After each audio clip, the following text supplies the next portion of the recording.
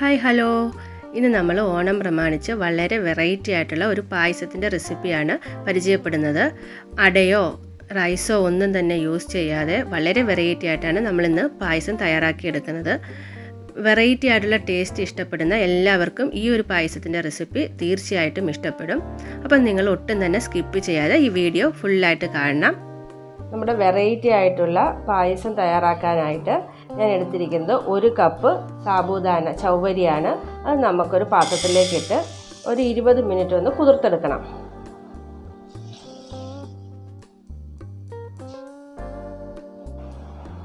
നമ്മുടെ ചൗവരി ഒന്ന് കുതിർന്ന് വരുമ്പോഴേക്ക് നമുക്ക് ഒരു മീഡിയം സൈസ് ബീട്രൂട്ട് ഒന്ന് ചെത്തി അതിൻ്റെ തൊലിയെല്ലാം കളഞ്ഞ് ചെറിയ ചെറിയ പീസുകളാക്കി എടുക്കാം.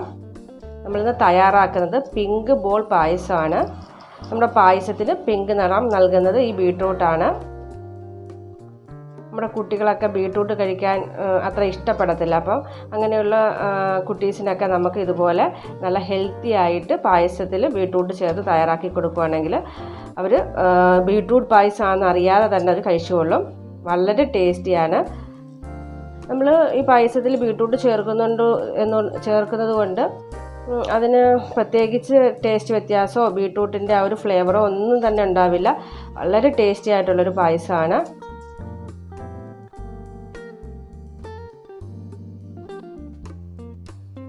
ഇതുപോലെ നമുക്ക് ബീട്രൂട്ട് ചെറിയ പീസുകളാക്കി കട്ട് ചെയ്തെടുക്കാം.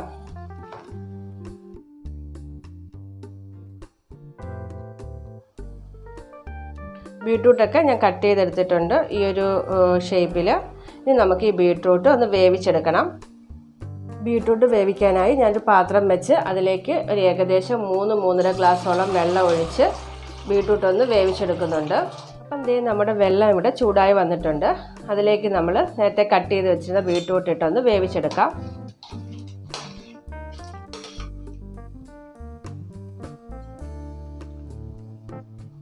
നമ്മുടെ ബീട്രൂട്ട് ഇവിടെ തിളച്ച് നല്ലതുപോലെ വെന്ത് വന്നിട്ടുണ്ട്.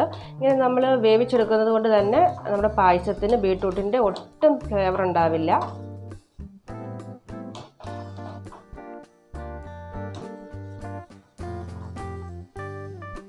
ഇതിൽ കിടന്ന് ഒന്നുകൂടെ ഒന്ന് വെന്തതിന് ശേഷം നമുക്ക് ഈ ബീട്രൂട്ട് ഇതിൽ നിന്ന് മാറ്റിയെടുക്കാം. ഇപ്പം നമ്മുടെ ബീട്രൂട്ട് നല്ലതുപോലെ വെന്ത് വന്നിട്ടുണ്ട്. നമുക്കിനി ബീട്രൂട്ടെല്ലാം ഒരു പാത്രത്തിലേക്ക് മാറ്റാം.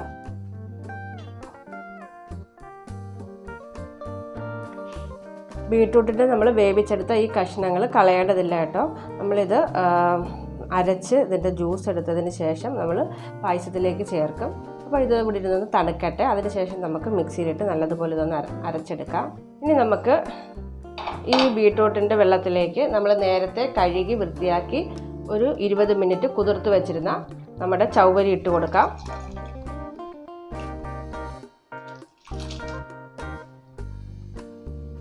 ഇനി നമുക്ക് ഈ ചൗവരി ഈ ബീട്രൂട്ടിൻ്റെ വെള്ളത്തിൽ ഒരു പാതി കുക്ക് ചെയ്തെടുക്കണം. ഒരു 50% മാത്രം, ഹാഫ് കുക്ക് ചെയ്ത്.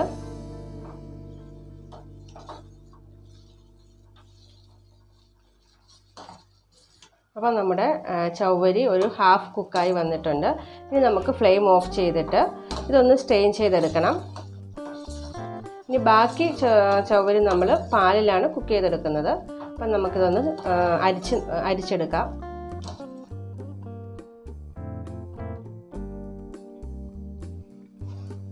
അപ്പം നമ്മൾ സാബുദാന നല്ലതുപോലെ ഒന്ന് അരിപ്പയിലൂടെ അരിച്ചെടുത്തിട്ടുണ്ട്.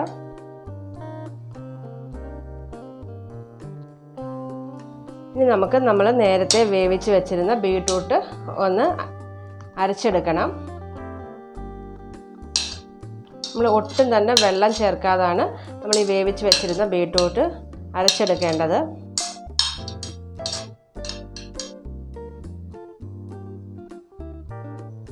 ഇത് നമുക്കൊന്ന് അരിച്ചെടുക്കാം.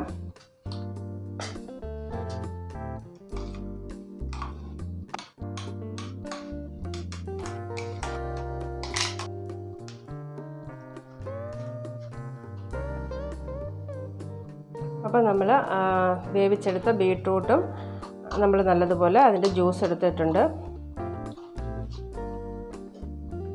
നമുക്കിനി പായസം തയ്യാറാക്കാനായി ഒരു ഉരുളി വെച്ച് അതിലേക്കൊരു 2 ടേബിൾ സ്പൂണോളം നെയ്യ് ഒഴിച്ചു കൊടുക്കാം.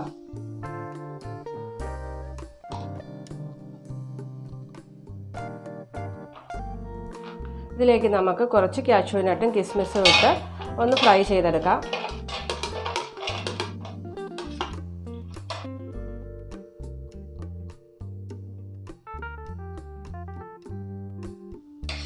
നമ്മുടെ കിസ്മിസും കാഷ്യൂ നട്ടും ഫ്രൈ ആയി വന്നിട്ടുണ്ട്. ഇത് നമുക്കൊരു പാത്രത്തിലേക്ക് മാറ്റാം.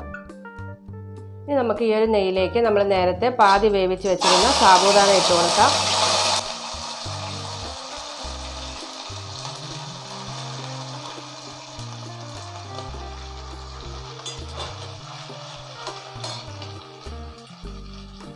ഇതിലേക്ക് നമുക്ക് ഏകദേശം ഒരു 3 ഗ്ലാസോളം പാൽ ഒഴിച്ചു കൊടുക്കാം.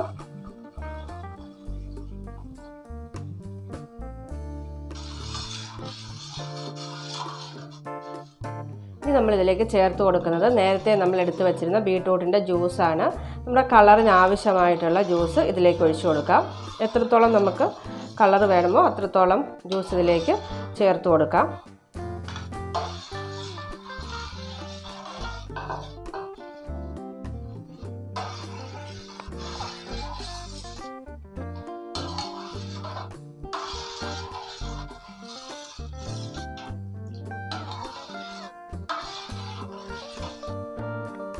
ഇനി നമുക്കിത് ഇതിലേക്ക് മധുരത്തിനായി ഒരു 1/2 കപ്പ് കണ്ടൻസ്ഡ് മിൽക്കും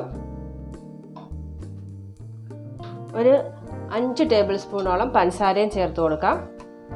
പഞ്ചസാര മാത്രമാണെങ്കിൽ അങ്ങനെയും ചേർക്കാം, കണ്ടൻസ്ഡ് മിൽക്ക് മാത്രമാണെങ്കിൽ അങ്ങനെയും നമ്മുടെ ഇഷ്ടാനുസരിച്ച് നമുക്കിതിലേക്ക് ചേർത്ത് കൊടുക്കാവുന്നതാണ്.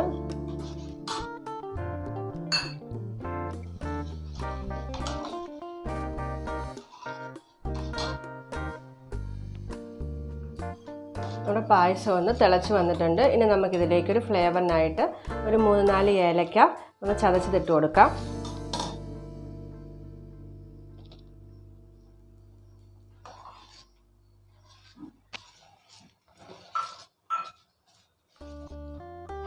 അപ്പം വെറൈറ്റി ആയിട്ടുള്ള വളരെ പെട്ടെന്ന് ഇൻസ്റ്റൻ്റ് ആയിട്ട് തയ്യാറാക്കാൻ പറ്റുന്ന ഈ ഒരു പായസത്തിൻ്റെ റെസിപ്പി നിങ്ങൾക്ക് എല്ലാവർക്കും ഇഷ്ടമായെന്ന് ഞാൻ കരുതുന്നു. ഇഷ്ടമായെങ്കിൽ ലൈക്ക് ചെയ്യണം, സബ്സ്ക്രൈബ് ചെയ്യണം, ഫ്രണ്ട്സിനും ഫാമിലിക്കും ഷെയർ ചെയ്യണം.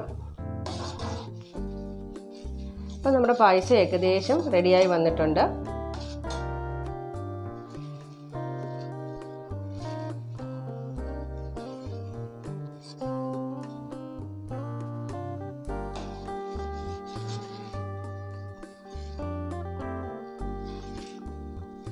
അപ്പം നമ്മുടെ പായസം ഇവിടെ കുറുകി നല്ലതുപോലെ റെഡിയായി വന്നിട്ടുണ്ട്. ഇനി നമുക്കിതിലേക്ക് ഗാർണിഷ് ചെയ്യാനായി ഫ്രൈ ചെയ്ത് വെച്ചിരുന്ന കിസ്മിസും കാഷ്യൂ നട്ടും കൂടി ഇട്ട് കൊടുക്കാം.